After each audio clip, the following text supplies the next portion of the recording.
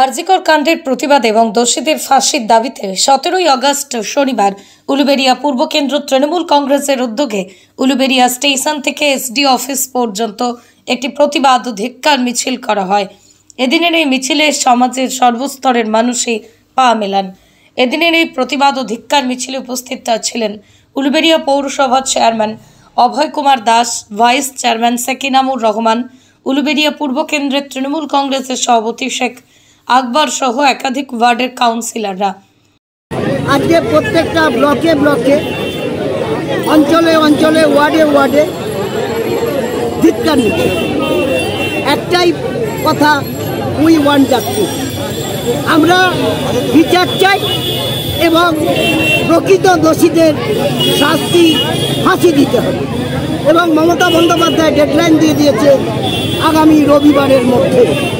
আজকের এই সভায় আপনারা দেখলেন সর্বস্তরের মানুষ, স্কুলের ছাত্রী থেকে আরম্ভ করে, মাস্টারমশাই থেকে আরম্ভ করে, ডাক্তার থেকে আরম্ভ করে, নার্স থেকে আরম্ভ করে, আশাকর্মী থেকে আরম্ভ করে, আইনজীবী থেকে আরম্ভ করে সর্বস্তরের মানুষ আজকে বাংলার মুখ্যমন্ত্রী মমতা বন্দ্যোপাধ্যায়ের কাছে এসেছেন।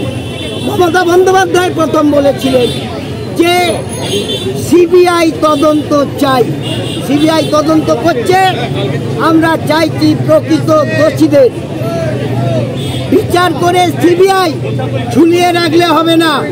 অনেক কেস 6 বছর 8 বছর ঝুলে আছে, এই কেস ঝোলালে হবে না।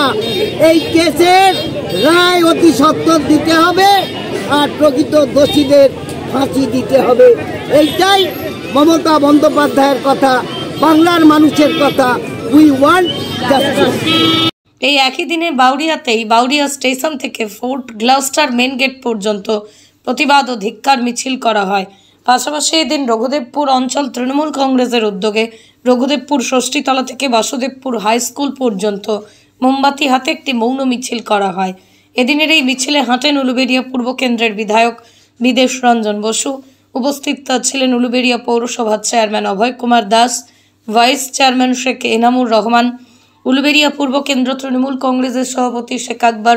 উপস্থিত ছিলেন রঘুদেবপুর অঞ্চল তৃণমূল কংগ্রেসের সভাপতি পল্লব গাঙ্গুলি, হাওড়া গ্রামীণ জেলা তৃণমূল কংগ্রেসের সংখ্যালঘু সেলের সভাপতি শেখ জুবের আলম সহ অন্যান্যরা। কারণ আপনারা দেখেছেন 12 ঘন্টার মধ্যে যে অন্যায় করেছে সে ধরা পড়েছে এবং এরপরেও উনি বলেছেন যে আরও আমরা যদি সিবিআই দরকার হয় এবং রোববারের মধ্যে সিবিআইকে যদি কিছু সম্ভব হয় তিনি উদ্ধার করতে বলেছেন এবং কথাও বলেছেন যে আমরা সব সময় যে চলে গেছেন আমরা তাকে তো আর ফিরিয়ে আনতে পারবো না, তার আত্মার প্রতি শান্তি কামনা করছি, কিন্তু তার মা বাবার পাশে মাননীয় মুখ্যমন্ত্রী আছেন, আমরা আছি। মমতা বন্দ্যোপাধ্যায় সিবিআই তদন্ত করছে, সিবিআই কাজ করছে। মমতা বন্দ্যোপাধ্যায় ডেডলাইন দিয়ে দিয়েছে আগামী রোববারের মধ্যে ফাঁসির অর্ডার সিবিআইকে দিতে হবে। সিবিআই যেন কোনোভাবে, বিগত দিনে অনেক কেস সিবিআইয়ের হাতে আছে, এখনো কোনো কেসের চার্জশিট হয়নি, কিন্তু এই কেসের চার্জশিট অতি সত্বর সিবিআইকে দিতে হবে।